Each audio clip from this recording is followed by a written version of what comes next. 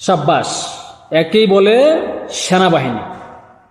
হাসনাত আবদুল্লাহর যে বক্তব্যে সারা বাংলাদেশ তুলপার হয়ে গেল, আবার সেই বক্তব্যকেই পাল্টা কাউন্টার করে জার্মান ভিত্তিক নৈত্র নিউজকে এক বিবৃতি দিলেন সেনা সদর দপ্তর।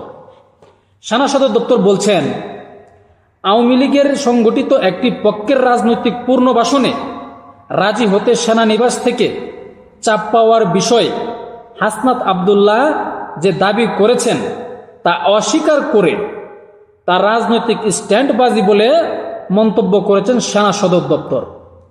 রাইট, কারণ হাসনাত আবদুল্লাহ এমন কোনো বড় ক্যারেক্টার হয়ে যায় নাই যে তাকে সেনানিবাস থেকে বা সেনা প্রধান তাকে ডাইকায় না তার সাথে বসে মিটিং করবে। এরকম কোনো বড় রাজনীতিবিদ সে হয়ে যায় নাই, আর এরকম কোনো বড় ক্যারেক্টারও হয়ে যায় নাই যে তাকে সেনা প্রধান তার সাথে কথা বলবে, তাকে ডাইকায় না।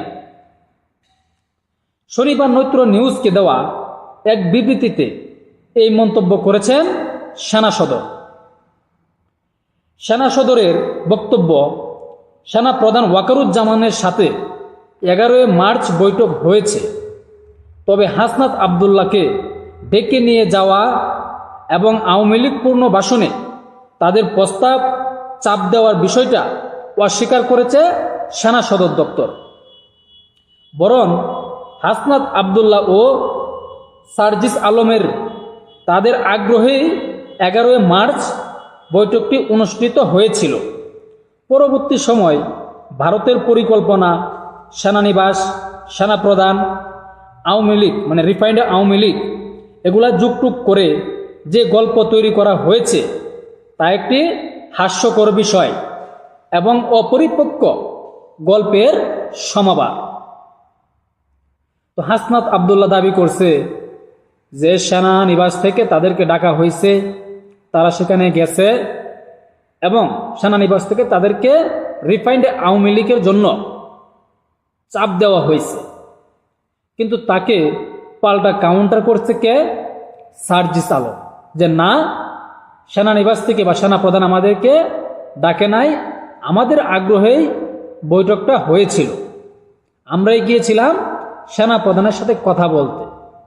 তো হাসনাত এবং সার্জিসের কি এমন প্রয়োজনই পড়ে যে সেনানিবাসে গিয়ে সেনাদের সাথে কথা বলতে হয়? আপনারাই বলুন, কমেন্টে জানান।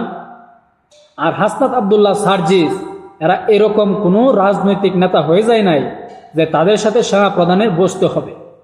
আজকে বিএনপি যদি কথাটা বলতো তো কিছুটা মেনে নেওয়া যেত, কারণ সেনাপ্রধান বাংলাদেশের একজন অন্যতম ক্যারেক্টার। সেনাবাহিনী যদি জনসাধারণের কাতারে না দাঁড়াতো তাহলে আপনারা 5 আগস্ট যে ঘটনাটা ঘটেছে সেটা ঘটাতে পারতেন না।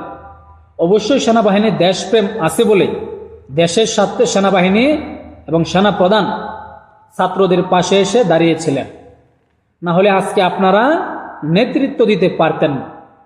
আর আপনারা বলতেছেন যে সেনাবাহিনী আপনাদেরকে ডেকে নিয়ে গেছে, কিন্তু সেনাবাহিনী সেটাকে অস্বীকার করেছে। সেনা সদর দপ্তর তারা বিবৃতি দিয়েছে আপনাদের আগ্রহেই সেখানে মিটিংটা হয়েছিল। রাইট, না হতেই পারে, কারণ আপনারা গিয়েছিলেন বিদায়। সার্জিস আলম কিন্তু বলছে যে আমাদের প্রয়োজনে আমরাই তাদের সাথে যোগাযোগ করতাম। কার সাথে?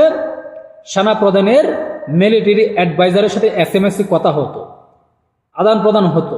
তাহলে অবশ্যই আপনাদের প্রয়োজনে আপনারা গিয়েছিলেন আর আপনারা কথা বলেছেন, কারণ আপনারা এরকম কোনো রাজনৈতিক নেতা বা এরকম কোনো ক্যারেক্টার এখনো হয় নাই যে আপনাদেরকে সেনা প্রধান ডেকে নিয়ে গিয়ে সেখানে কথা বলবে।